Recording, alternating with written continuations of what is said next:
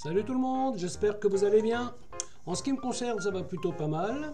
Alors comme d'habitude, on met des petits pouces, on s'abonne, on pose des questions. Les questions, j'y répondrai avec plaisir. Alors aujourd'hui, je vais vous montrer une recette de dessert qui vient bien de chez moi, qui s'appelle le Apfelstrudel. L'origine de ce dessert, c'est un boulanger qui avait un reste de pain et qui se posait la question de qu'est-ce qu'il allait bien pouvoir faire avec. Il y avait des pommes, il y avait des noix, il a tout mis ensemble, il en a fait un gâteau roulé. Et c'est comme ça que ce dessert est apparu. Alors vous avez plusieurs façons de faire. La meilleure des façons, c'est de faire votre pâte vous-même, ce qui est loin l'idéal. La deuxième meilleure façon, c'est d'aller chez votre boulanger et de chercher une pâte à pain donc que lui a préparée, chose que j'ai fait. Sinon, la troisième des solutions, c'est de chercher une pâte industrielle, une pâte à pain toujours, que vous pouvez travailler. Alors l'idée, c'est ce qu'on appelle une pâte morte. Une pâte morte est une pâte à pain dont on a désactivé la levure.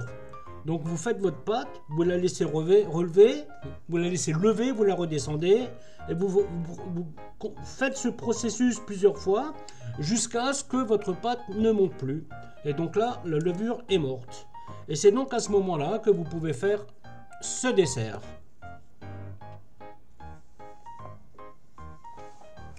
Alors il existe plusieurs façons de faire, bien entendu, comme tout. Vous pouvez mettre les pommes crues dedans, vous pouvez...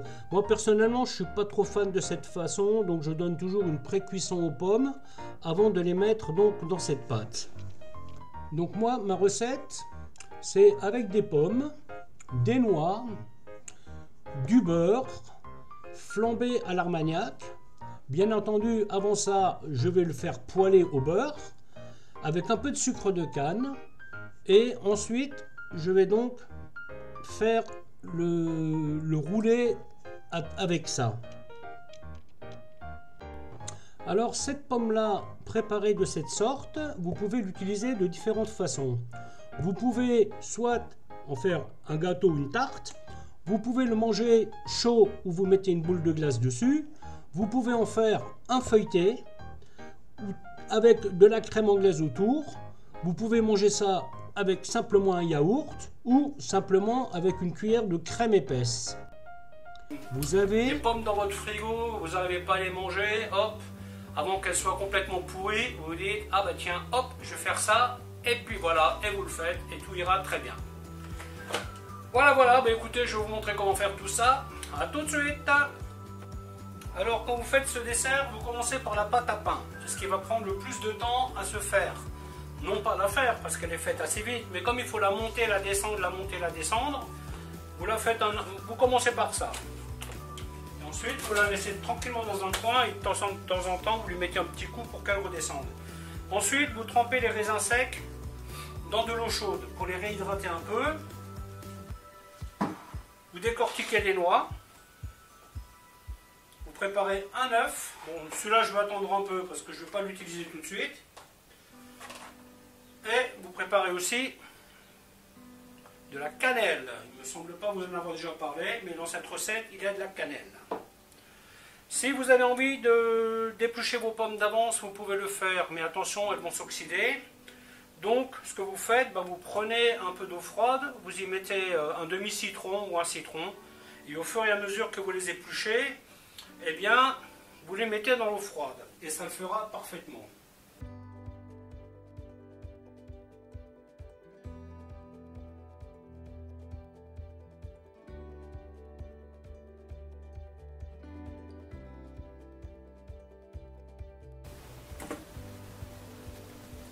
Ça, c'est un outil qui est vraiment très pratique. Cuillère à pomme parisienne. Vous voyez, vous avez différentes tailles. Il y a plein de choses que vous pouvez faire avec. Voilà, donc une fois que c'est épluché, nous allons les couper. Alors, pas trop gros, pas trop petit.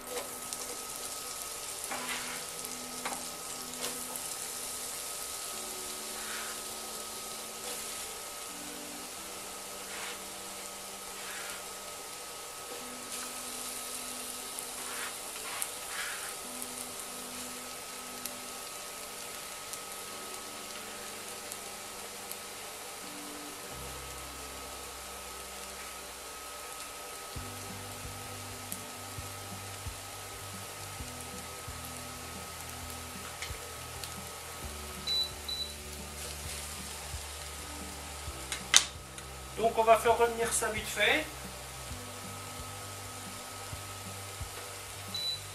La pomme doit rester ferme, hein, parce que ça c'est une pré-cuisson. C'est une pré-cuisson et aussi nous allons lui donner un petit goût sympa, quoi, hein.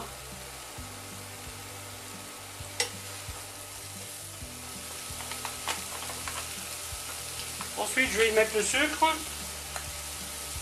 Alors moi je fais au pif, hein, si vous voulez mesurer, vous mesurez.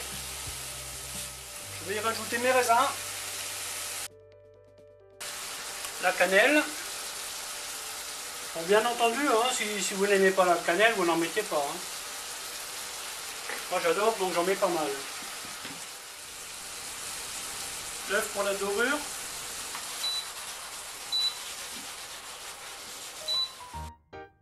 Pendant ce temps, on redescend la pâte.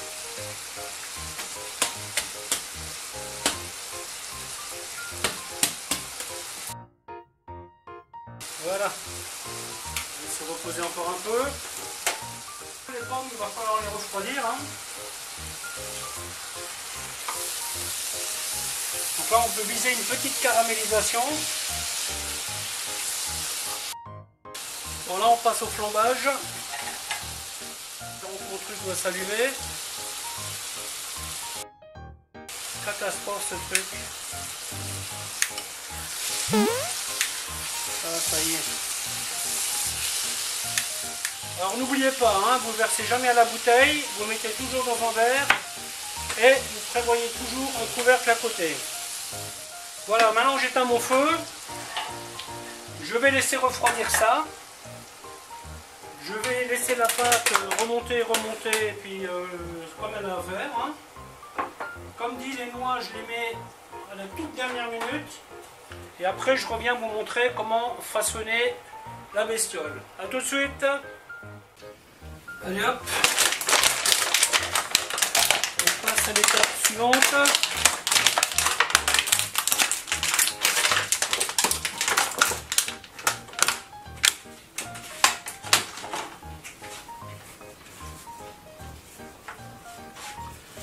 Là, je vais garder la moitié.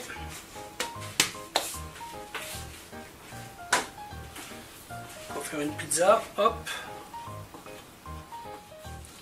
Voilà, donc la pâte, on l'étale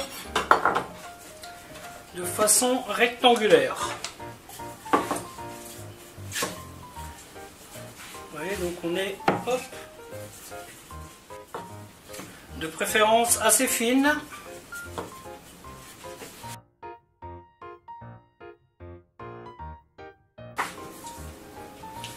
Quand vous faites la pâte vous-même, évidemment, elle sera moins élastique, hein. Parce que les boulangers, bon, quand ils font leur pain, évidemment, ils ont besoin d'une pâte qui soit très élastique, hein. Donc du coup, elle est un peu compliquée à travailler. Mais ça va le faire.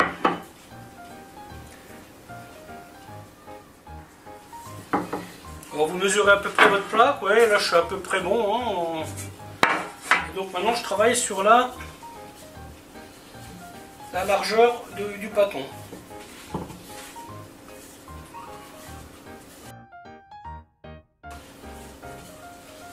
Donc là j'ai allumé mon four à 180 degrés.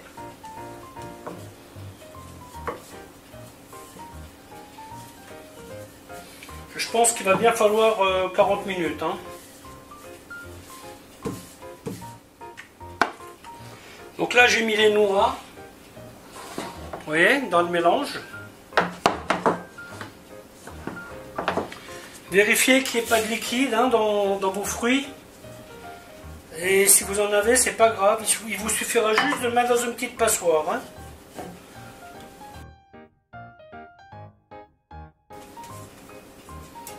Donc là, je badigeonne vite fait un peu avec la dorure au centre. Voilà, hop. Ensuite, je vais prendre les pommes.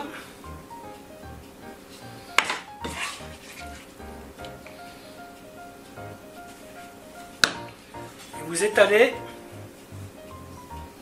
sans aller jusqu'au bord. Donc vous mettez une fine couche comme ça et vous laissez le contour sans pomme.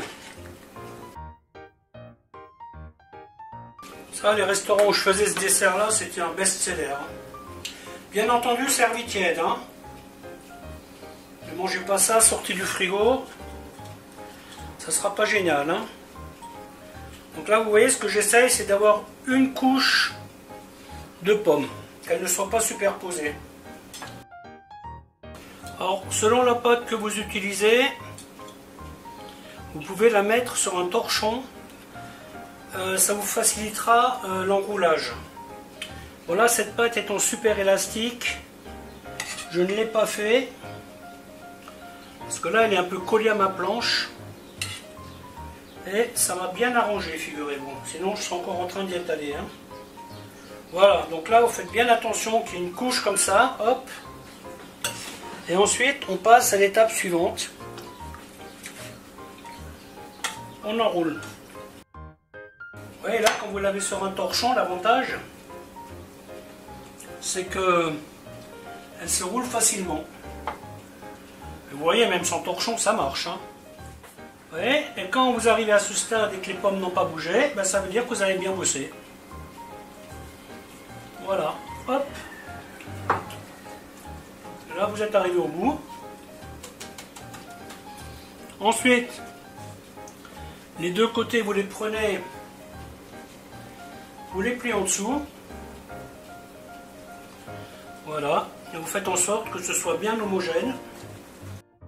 Voilà, et maintenant l'idée, c'est d'arriver à mettre ça sur la plaque sans faire un pâté. Hop, et voilà, le pâté est fait.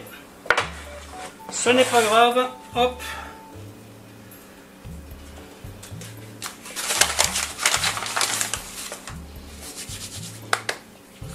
Voilà, on farine un peu ses mains. Voilà, et on refaçonne correctement. Et ensuite dorure. Vous voyez, l'avantage quand vous faites sur un torchon, ben, c'est que vous pouvez, en utilisant le torchon, le mettre sur la plaque. Voilà, ben maintenant je vais enfourner ça, je pense 35-40 minutes. Hein. Donc la vidéo va se terminer là, je vous dis à bientôt pour une autre recette. Bye bye.